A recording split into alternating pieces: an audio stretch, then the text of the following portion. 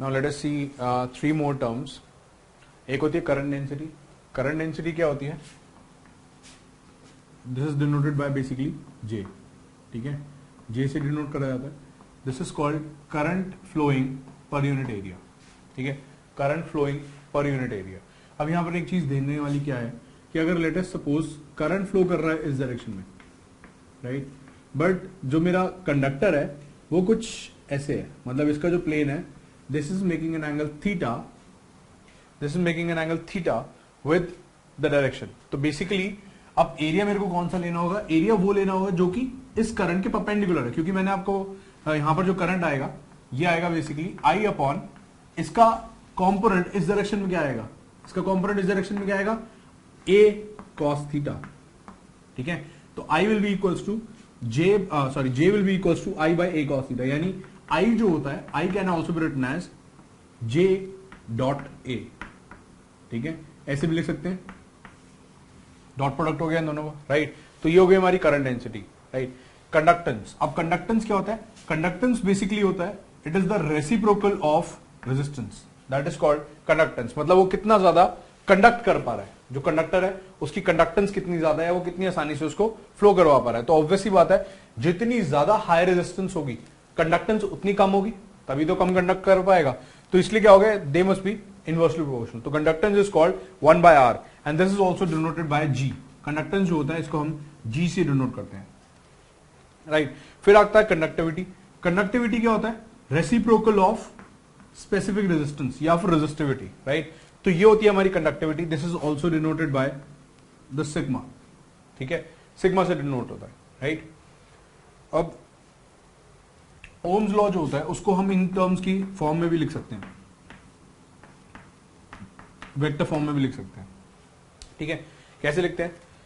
Potential जो होता है, पोटेंशियल को हम कैसे लिख सकते हैं? Electric field into the length of the conductor, यही होगा potential difference, right. Potential is E into L. This can be written as according to Ohm's law, इसको हम लिखते हैं I इंटू आर. ठीक है, और R को मैं क्या लिख सकता हूं? R को लिख सकता हूं रो एल ओवर ए. ठीक है, तो ये बेसिकली क्या हो जाएगा, एल से एल कट जाएगा. नाउ I बाई ए क्या होगा? J, right. सो इसका मतलब क्या हुआ कि E will be equals to J into rho, right. और ऑब्वियसली बात है कि जो डायरेक्शन इलेक्ट्रिक फील्ड की होती है वही डायरेक्शन हमारी इसकी होती है करंट डेंसिटी की. जिस डायरेक्शन में करंट फ्लो कर रहा है तो उसी डायरेक्शन में करंट वो होता है. तो इसके ऊपर मैं एक वेक्टर साइन लगा सकता हूं, राइट. और या तो मैं इसको ऐसे लिख सकता हूं और इसको मैं एक फॉर्म में भी डिनोट कर सकता हूं. अगर मैं रो को नीचे ले जाऊं तो 1/रो क्या होता है? Conductivity. That means J vector can be written as sigma into E. तो ये हो गया हमारा Ohm's law in vector form, right.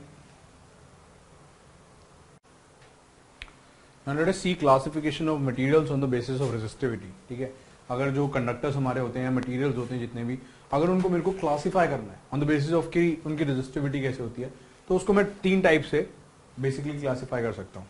One is conductor, second is insulator, third is semiconductor. Let us see कि क्या होते हैं.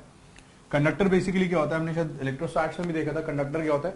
विच is able to conduct electricity fairly well. ठीक है, जो इलेक्ट्रिसिटी कंडक्ट कर सकता है, राइट, वो होता है कंडक्टर, राइट. तो जनरली क्या होता है, जो कंडक्ट कर पाएगा तो ऑब्वियसली बात है कि उनकी जो रेजिस्टेंस है वो कम होगी. ठीक है, और इसका मतलब क्या हुआ, उनकी जो रेजिस्टिविटी है वो भी कम होगी, तभी तो रेजिस्टेंस कम होगी. तो रो जो होता है, इनकी रेजिस्टिविटी जो होती है, it lies from 10 raised to power of -8 to 10 raised to power of -6 ohm metre. ठीक है, रेजिस्टिविटी इतनी कम होती है. तो कंडक्टर बेसिकली क्या होता है? The materials which conduct electricity fairly well, right. Second होता है इंसुलेटर. इंसुलेटर कौन होते हैं? इंसुलेटर होते हैं जो कि करंट को पास ही नहीं होने देते. ठीक है, कंडक्टर है, जैसे इसका एक एग्जांपल बताता हूं, इसका एक एग्जांपल देखते हैं. कंडक्टर कौन होता है? जिसके थ्रू करंट पास कर सकता है आराम से. For example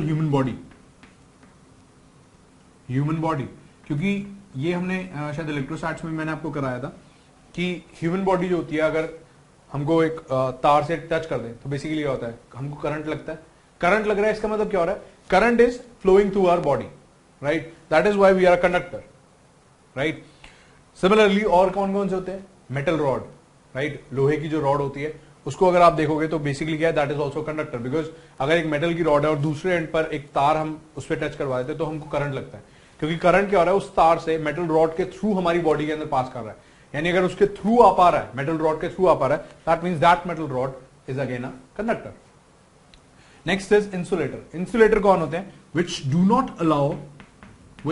not allow the passage of current through them, current to pass through them।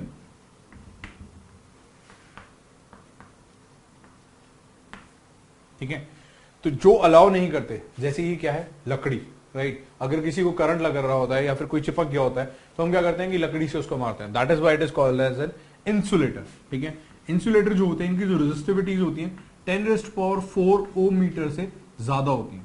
ठीक है, मोर देन 10⁴ ओम्स। ठीक है, तो इनको हम क्या करते हैं, इंसुलेटर कहते हैं इसको। ठीक है, नेक्स्ट है सेमीकंडक्टर।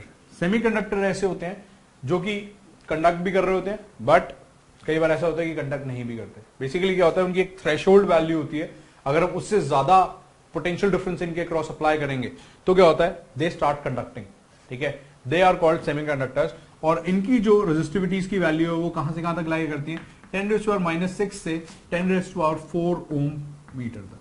ठीक है, इनके बीच में जिनकी रेजिस्टिविटीज लाई कर रही होती हैं, they are called semiconductors, right.